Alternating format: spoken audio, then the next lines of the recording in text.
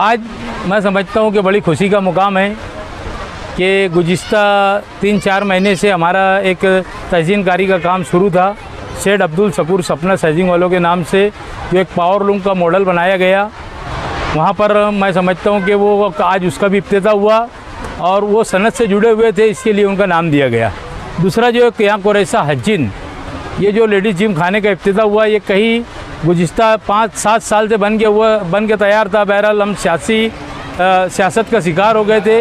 इसके लिए जिम्स का सामान के लिए हमारे को कोई निधि नहीं मिल रही थी। बहरहाल गुज़िश्ता रोज़ आयुक्त रविंद्र अपने गोसावी साहब ने कुछ निधि दिया और अभी कुछ घटी बढ़ी थी तो कुछ रविंद्र यादव साहब ने दिए। ऐसी निधि से हम लोगों ने आज इसका इफ्तिताह किया। 30 लाख रुपये का सामान पहले आया था, 10 लाख रुपये का सामान अभी दिल्ली से गाड़ी लोड होकर निकली है, कल वापस और सामान आ जाएगा।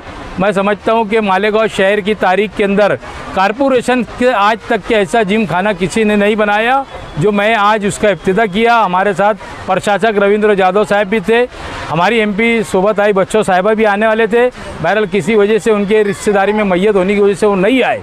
बहरहाल मैं ऐसा समझता हूँ कि अल्हम्दुलिल्लाह ये जिम खाना कल सुबह से माँ बहनों के लिए शाम तक की खोल दिया जाएगा और रात को 8 बजे से लेकर तो 11 बजे तक के जेंट्सों के लिए एक शिफ्ट 3 घंटे की रखी जा रही है। ये समझ लेना कि मैं समझता हूँ कि मालेगांव शहर की तारीख के अंदर कारपोरेशन के फंड से इतना बड़ा जिम खाना किसी ने नहीं बनाया। यहाँ पर इतना अच्छा गार्डन है कि बच्चों को भी अपने माँ बहनें जब आएंगे तो अपने बच्चों के साथ में आएंगे, तो मैं समझता हूँ कि वो गार्डन में बच्चे भी खेला करेंगे। और मैंने इसको पूरी तरीके से, आप देख रहे होंगे पूरी तरीके से सेफ्टी है। अंदर से भी पर्दा लगाया हूँ, बाहर से भी आप देख रहे हो ये वाल कंपाउंड, और अंदर किसी को आने की इजाज़त नहीं होगी।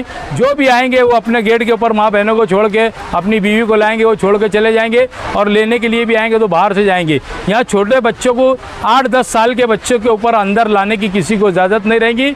यहाँ पर ट्रेनर 2-3 ट्रेनर रहेंगे, लेडीज़ के अंदर लेडीज़ ट्रेनर रहेंगे।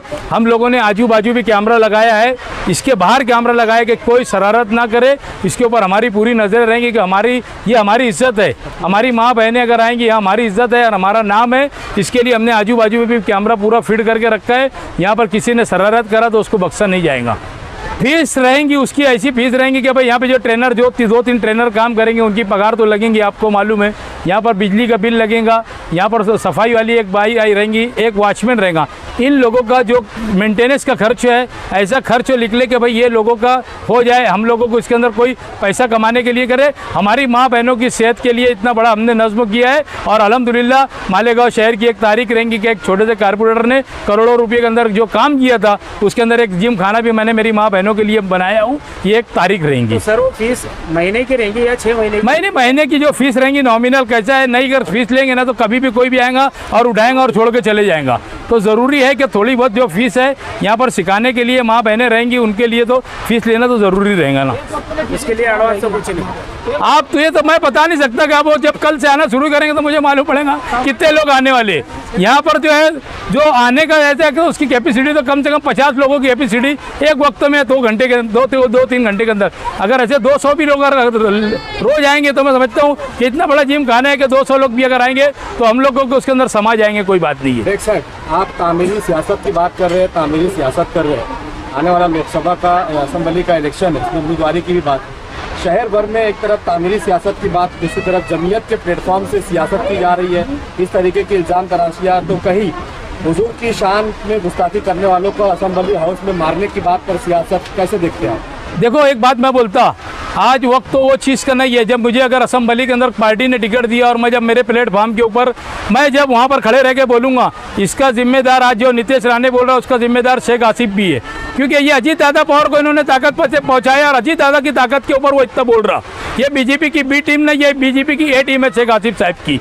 और मुफ्ती साहब तो आप लोग जानते ही है कि आज एमआईएम जो करती है, एमआईएम का मसला है कि भाई वो लोगों को सीट गिराना रहता, और ये तो वो भी तेरी ये दोनों सगे बहन भाई हो गए, चाहे अजीत पवार बोलो चाहे ये बोलो अपने MIM के नेता असदुद्दीन अवैसी बोलो, तो ये यहाँ पर जो भी है शहर ने ये तय कर लिया है कि इनको भगाना है। बंदूक और तलवार की सियासत ये शहर में नहीं चलेंगी।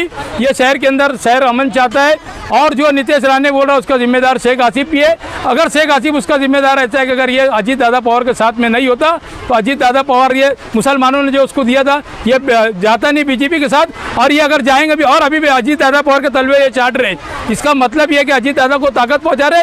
आने वाले वक्त के अंदर अगर तुमने इनको चुन के दिया तो ये कल फिर BJP के साथ में जाएंगे और ऐसे नीतीश राणे कई पैदा करेंगे ये लोग। सियासी में उतरकर वोट किसी के लिए नहीं मांगी है, लेकिन जमीयत के जलसे से, जमीयत के प्लेटफॉर्म से, जमीयत के जिम्मेदारों ने मुफ्ती साहब के लिए वोट मांगा है। कैसे देखते हैं आप? नहीं देखो, मैं एक बात बोलता, ये शहर जो है तय करता है, इन्होंने ये शहर ने तय कर लिया कि इनको गिराना है। शेख आसिफ साहब को भी घर भेजना है और मुफ्ती इस्माइल को भी घर भेजना है। और जमीयत अगर इस तरीके की हरकत करती है, प्लेटफॉर्म से वोट मांगती है, ये बराबर बात नहीं है। मजम्मत तो मैं वो भी करता हूँ कि जिन्होंने बोला कि बांग्लादेश को फंडिंग करती है। मैं जमीयतुल उलमा का मैं भी एक मेंबर रहा हूँ कोई ज़माने में। बहरहाल एक ऐसा हो गया कि आप जमीयतुल उलमा के अंदर सियासी प्लेटफॉर्म बना लिया, इसके लिए मैंने अपनी दूरी इख्तियार कर लिया। नहीं तो मैं भी कुछ वक्तों के लिए मेंबर साथी के अंदर मैं भी वहाँ पर मेंबर था। बहरहाल मैं ऐसे भी मजम्मत करता हूँ क्योंकि इनका जो प्लेटफॉर्म है वो सियासी प्लेटफॉर्म नहीं है, समाजी प्लेटफॉर्म है। इसके लिए इन्होंने जो है समाजी प्लेटफॉर्म के ऊपर काम करना चाहिए, सियासत को परे रहना चाहिए। मुफ्ती इस्माइल को अगर इन्होंने बोला था तो मुफ्ती इस्माइल को दूर रखकर जमीयत ने जलसा लेना था और जमीयत ने बोलना था कि भाई ये जो बोला गया है गलत है। मुफ्ती इस्माइल साहब सियासी आदमी है, इसके लिए उनको जलसे के अंदर नहीं बुलाना था इन्होंने।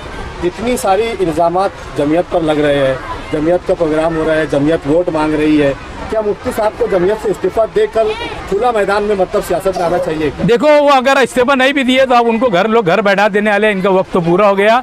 शहर की माँ बहनें, नौजवानों ने तय कर लिया है, शहर के अच्छे वोटरों ने तय कर लिया है कि भाई हम लोगों को जो है इन लोगों को घर भेजना है। मालेगांव शहर हमेशा ये तय करता है किसको घर भेजना है। मालेगांव शहर के अंदर बदलाव की लहर है और ये दोनों लोगों को अच्छी आवाम, हमारे शहर की माँ बहनें इनको घर का रास्ता बताने वाली है, ये आप समझ लीजिए।